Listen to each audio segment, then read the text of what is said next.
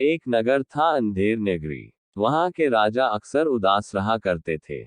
उनके दरबार के सभी लोग चाहते थे कि वे खुश रहें, क्योंकि जब वे खुश रहते थे तो उनकी प्रजा भी खुश रहती थी। तरह तरह के लोग उनसे मिलने आते थे और ये कोशिश करते थे कि राजा को हंसा सके। लेकिन सारी कोशिशें बेकार हो जाती थीं। एक दिन दरबार में एक मसखरा आया। उसका नाम था राजू। उसने राजा से कुछ इस तरह से बात की कि राजा को हंसी आ ही गई।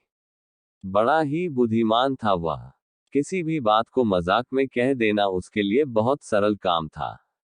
राजा ने निश्चय किया कि वे राजू को अपने पास रखेंगे। राजू बड़े ही हंसमुख स्वभाव का व्यक्ति था। उसे कभी भी किसी ने दुखी नहीं देखा था।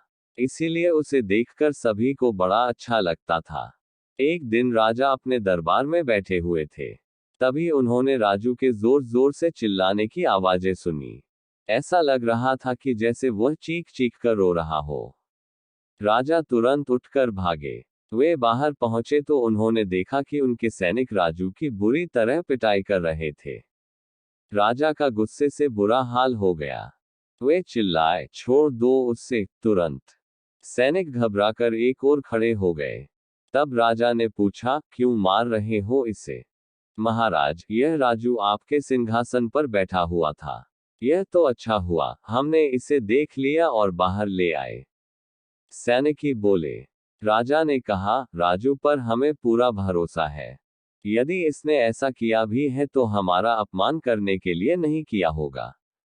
तुम लोग जाओ। सैनिक चले गए। लेकिन राजू फिर भी जोर से रो रहा था। अब राजा को और भी गुस्सा आ गया। वे बोले, राजू, अब क्यों रो रहे हो? तुम सही सलामत तो हो? तब राजू बोला, महाराज, मैं अपने लिए नहीं आपके लिए रो रहा हूं। हमारे लिए? राजा ने आश्चर्य से पूछा। जी महाराज, मैं एक बात सोच सोचकर बहुत ही दुखी हूं। देखिए महाराज, इन सैनिकों ने मार मार कर मेरी क्या हालत कर दी है, जबकि मैं तो केवल कुछ पलों के लिए ही आपके सिंहासन पर बैठा था। और महाराज, आप तो कितने वर्षों से इस सिंहासन पर बैठा करते हैं। आपने कितनी ज्यादा मार सही होगी। यह बात सुनकर महाराज को भी हंसी आ गई।